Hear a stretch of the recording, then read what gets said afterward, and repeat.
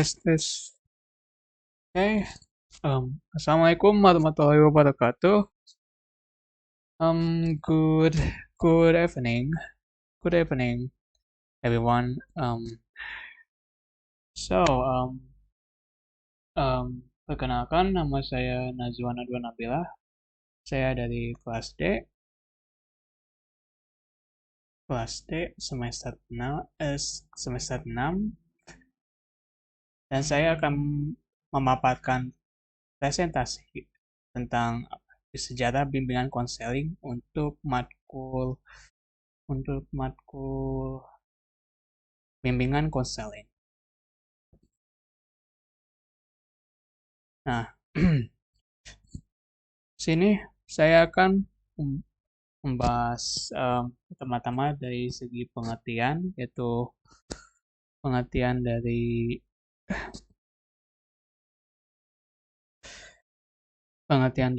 bimbingan konseling. Bimbingan konseling adalah proses pemberian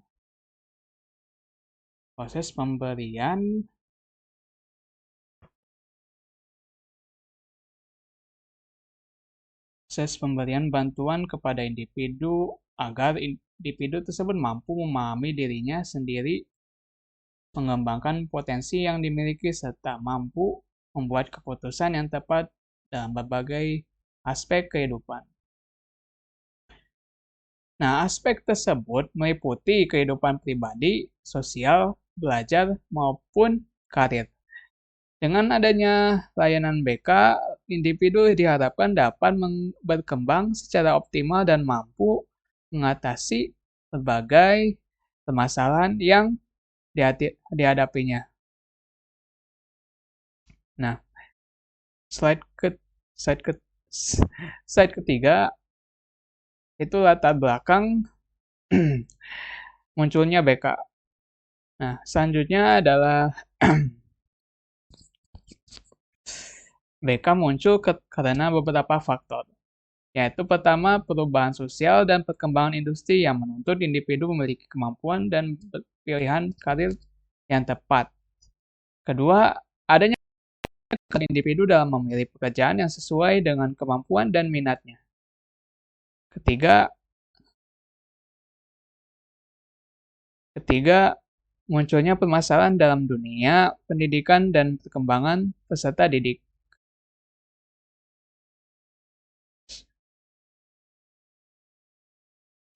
Dan yang terakhir adalah kebutuhan akan layanan bantuan profesional di sekolah untuk membantu siswa dalam mengatasi berbagai permasalahan. Selanjutnya ke slide keempat, yaitu perkembangan awal BK. Perkembangan awal BK sudah awal dari sejak zaman Amerika Serikat di abad ke-20. Pada masa itu muncul gerakan yang disebut vocational guidance, yaitu bimbingan yang bertujuan membantu individu dalam memilih pekerjaan yang sesuai dengan kemampuan dan minatnya. Dan gerakan ini menjadi dasar berkembangnya layanan bimbingan dan konseling hingga sampai sekarang.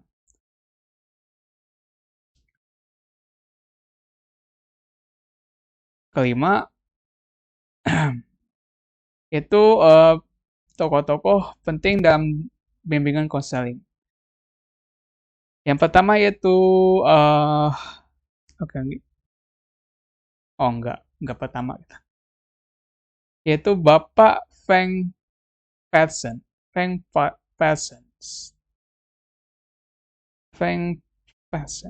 Dia dikenal sebagai Bapak Bimbingan Karir pada tahun 1908. Frank Parsons mendirikan Boston Vocational Bureau, yaitu lembaga membantu individu memilih karir yang sesuai. Ia juga menulis buku berjudul Choosing a Vocation, yang menjadi salah satu dasar penting dalam perkembangan teori bimbingan karir. Next ke slide ke-6, yaitu tahap perkembangan BK dunia. Perkembangan bimbingan dan konseling di dunia dapat dibagi menjadi 3 tahap utama, Yang pertama ada periode perintisan yaitu sekitar tahun 1900 sampai 1920. Ketika konsep bimbingan mulai diperkenalkan, yang kedua maaf, maaf.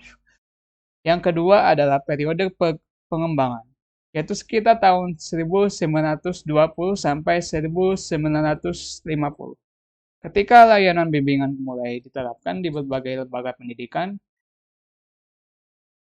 maaf ya,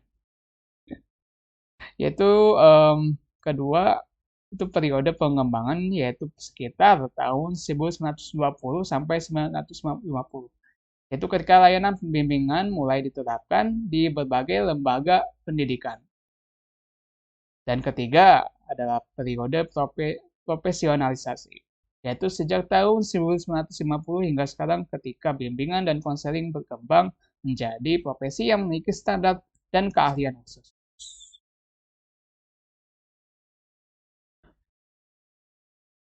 Next, yaitu perkembangan BK di Indonesia. Di Indonesia, bimbingan dan konseling mulai berkembang sekitar tahun 1960-an.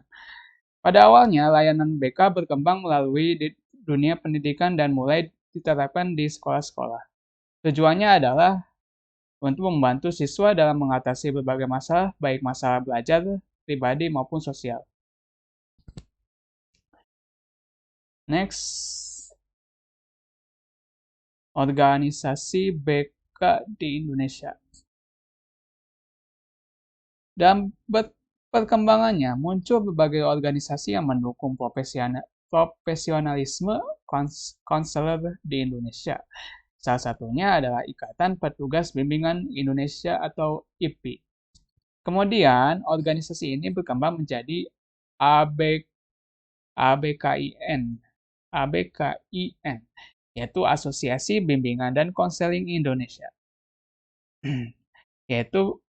Dan organisasi ini berperan dalam mengembangkan profesi konselor di Indonesia.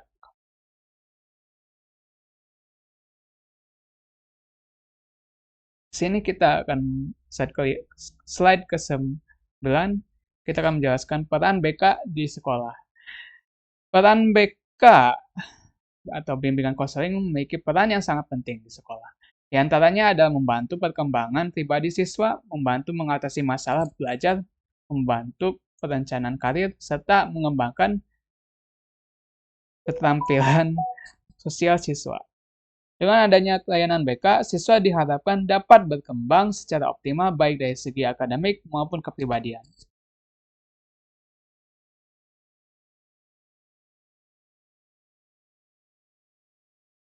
Nah, di sini. Nah, dan itulah apa ya? Dan itulah yang saya jelaskan kesimpulan dari bimbingan dan konseling. Kesimpulan bimbingan dan konseling berkembang dari kebutuhan membantu individu dalam memilih karir hingga menjadi layanan profesional di bidang pendidikan. Saat ini, bimbingan dan konseling memiliki peran penting dalam membantu perkembangan pribadi, sosial, belajar, dan karir peserta didik. Demikian yang dapat saya sampaikan mengenai sejarah perkembangan bimbingan dan konseling. Terima kasih. Wassalamualaikum warahmatullahi wabarakatuh.